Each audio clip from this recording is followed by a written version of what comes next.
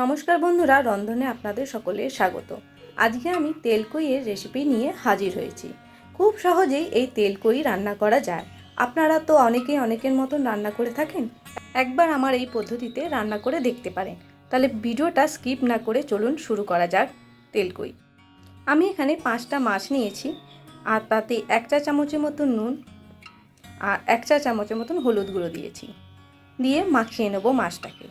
আর প্রত্যেকটা মাছেই আমি এইভাবে কাট দিয়েছি, যাতে নুন আর হলুদটা খুব ভালোভাবে মাছের সাথে মাখানো হয়ে থাকে। এইভাবে মাখিয়ে নেব প্রত্যেকটা মাছে, আর প্রত্যেকটা মাছেই আমি এইভাবে কাট করে রেখে দিয়েছি। এবারে মশলাটা তৈরি করে নেব। প্রথমে আমি পেঁয়াজের অর্ধেকটা দিয়েছি কেটে, আর একটা গোটা টমেটো দিয়েছি, আর 2টো কাঁচা লঙ্কা, আর 2টো শুকনো লঙ্কা, আর 1 টুকরো মতন 1/2 ইঞ্চি মতন আদা, এর একটা পেস্ট তৈরি করে নিয়েছি। খুব বেশি মশলা দেব না। এবার কড়াইতে 6 টেবিল চামচের মতন আমি তেল দিয়েছি। তেল গরম হতেই মাছটাকে ভেজে নেব। যেহেতু তেলকই, তাই তেলের পরিমাণটা একটু বেশি লাগবে। মাছের একটা দিক ভাজা হয়ে গেলে অপর দিকটা উল্টে দেব। আর খুব বেশি মাছ ভাজবো না, তাহলে মাছটা খুব শক্ত হয়ে যাবে, তাহলে ভেতরে মশলা ঢুকবে না।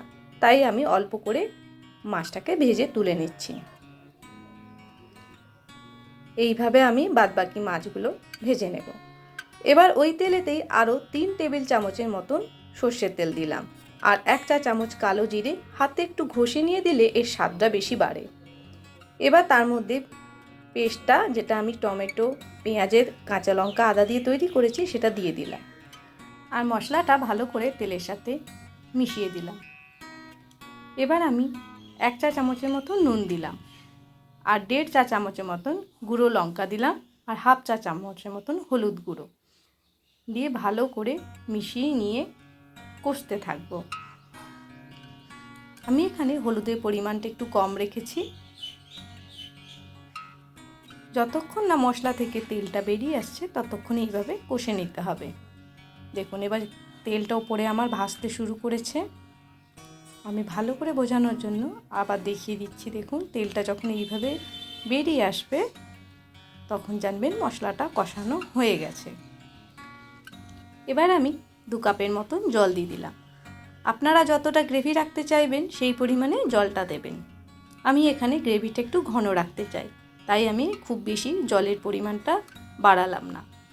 এবার গ্রেভিটা যখন ফুটতে থাকবে তখন এর মধ্যে আমি একে একে মাছগুলো দিয়ে দেব। এইভাবে প্রত্যেকটা মাছ দিয়ে দেব। আর ঝালের জন্য আমি ওপর থেকে 3টে কাঁচা লঙ্কা চিড়ে দিয়ে দেব।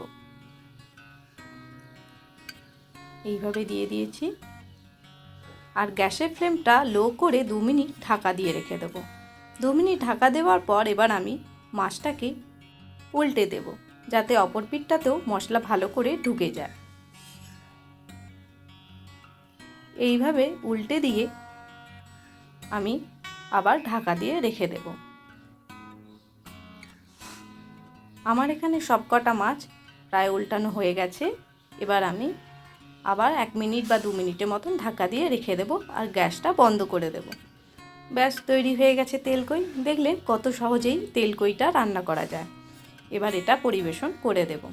তাহলে বন্ধুরা, আজকের রেসিপি আপনাদের কেমন লেগেছে? যদি ভালো লেগে থাকে তাহলে অবশ্যই আমাকে কমেন্ট বক্সে কমেন্ট করে জানাবেন। আর আপনারা কিভাবে তেলকই বানান সেটাও আমাকে কমেন্ট বক্সে লিখে জানাবেন। আর আজকের ভিডিও যদি ভালো লেগে থাকে তাহলে অবশ্যই একটা লাইক করে দেবেন। আর আমার চ্যানেলকে যারা নতুন দেখছেন, এখনও সাবস্ক্রাইব করে উঠতে পারেননি, অবশ্যই চ্যানেলটিকে সাবস্ক্রাইব করে দেবেন। বেল আইকনটি অবশ্যই ক্লিক করবেন, তাহলে আমি যখন কোনো নতুন ভিডিও আপলোড করব নোটিফিকেশান আপনাদের কাছে সরাসরি পৌঁছে যাবে। আর এই তেলকই গরম ভাতের সাথে খেতে দুর্দান্ত লাগে। আর এখানে যেহেতু তেলকই, সেহেতু তেলের পরিমাণটা একটু বেশি থাকবে। তাহলে বন্ধুরা, আজকে এই পর্যন্তই রাখছি। পরবর্তীকালে আবার কোনো নতুন রান্নার ভিডিও নিয়ে হাজির হব। ততক্ষণের জন্য বিদায় নিচ্ছি। আপনারা ভালো থাকবেন, সুস্থ থাকবেন, সাবধানে থাকবেন। ধন্যবাদ।